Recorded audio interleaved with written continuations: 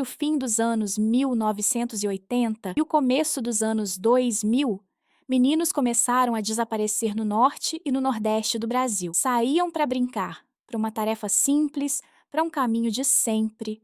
Não voltavam. Semanas depois, alguns eram encontrados em áreas de mata, já irreconhecíveis. Outros nunca foram encontrados. As famílias eram pobres. E talvez por isso, durante mais de uma década, quase ninguém os procurou de verdade. Esta é a história de um dos maiores assassinos em série que o Brasil já conheceu, e do silêncio que permitiu que ele matasse por 13 anos. Para entender este caso, é preciso entender o cenário. As vítimas vinham das periferias de São Luís, no Maranhão, e de Altamira, no interior do Pará. Eram bairros formados por ocupações, sem saneamento, sem serviços básicos, sem a presença do Estado. Os meninos tinham entre 4 e 15 anos. Eram filhos de famílias trabalhadoras e pobres. O tipo de criança cujo desaparecimento no Brasil raramente vira manchete. Quando um deles sumia, a resposta oficial costumava ser a indiferença. Boletins de ocorrência se acumulavam em gavetas. E enquanto a polícia tratava cada caso como isolado, alguém percebeu, antes das autoridades, que os crimes tinham sempre meninos, sempre pobres, sempre com o mesmo tipo de mutilação. Não eram tragédias separadas. Era um único assassino. A primeira onda aconteceu em Altamira, no Pará, entre 1989 e 1993. Pelo menos 6 meninos foram mortos, e 5 continuam desaparecidos até hoje. Alguns sobreviveram aos ataques. O nível de violência, as crianças eram torturadas e tinham seus órgãos genitais removidos. Gerou pânico na cidade e repercussão internacional. Diante do horror, surgiram teorias. Falou-se em rituais de magia negra. As investigações chegaram a uma seita chamada Lineamento Universal Superior, liderada por uma mulher chamada Valentina de Andrade, e a um médico acusado de participar das mutilações. Valentina foi absolvida em 2003. O caso de Altamira virou um labirinto de suspeitas, acusações e perguntas sem resposta, e ficou marcado como um dos episódios mais sombrios e mal explicados da história criminal brasileira. Anos depois, o mesmo horror reapareceu. Agora a centenas de quilômetros dali, na região metropolitana de São Luís, no Maranhão. 30 meninos foram mortos nas mesmas condições dos crimes do Pará. O método era idêntico. As vítimas eram atraídas, levadas para áreas isoladas, mortas e mutiladas. Os corpos eram abandonados na mata, e muitos só eram encontrados meses ou anos depois, em estado avançado de decomposição.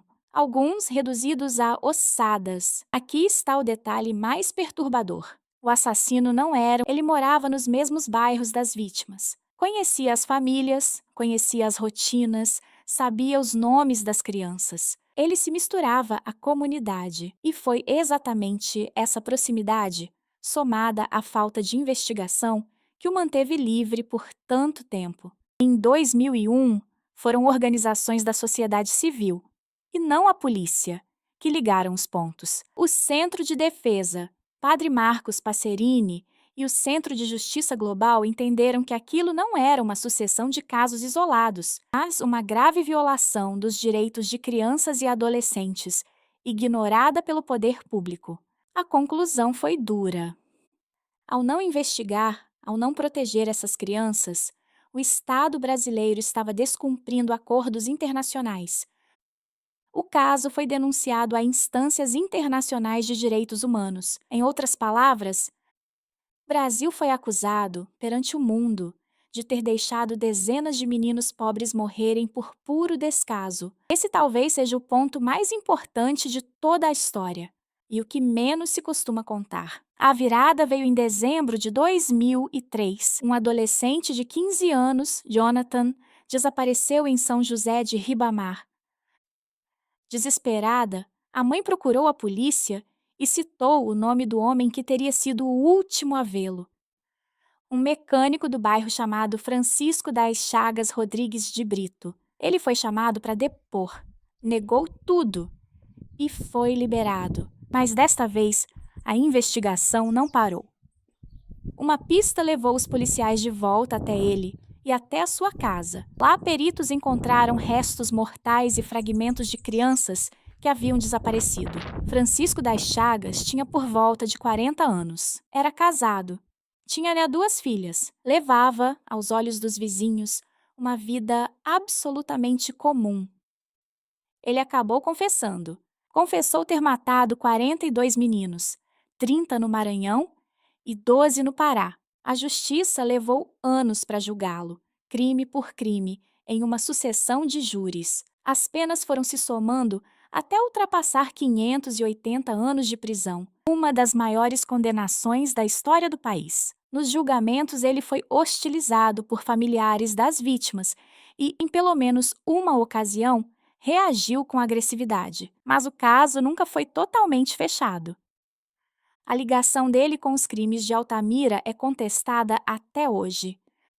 Autoridades do Pará questionam a sua autoria e há quem sustente que ele foi usado como bode expiatório ou pressionado a confessar crimes que não cometeu. Durante uma reconstituição, ele chegou a dizer que não conhecia os locais. O que restou foi uma certeza incômoda e várias dúvidas que provavelmente nunca serão respondidas. No fim, a pergunta que fica não é só como um homem foi capaz disso, é como uma sociedade inteira não viu. Francisco das Chagas matou por 13 anos, porque escolheu vítimas que o Brasil tratava como invisíveis, crianças pobres, da periferia, de famílias sem poder e sem voz. Se aquelas vítimas tivessem outro endereço, é difícil acreditar que teriam se passado 13 anos até alguém agir. O nome do assassino é lembrado. Os nomes dos meninos quase sempre foram esquecidos, e talvez essa seja a parte mais cruel da história.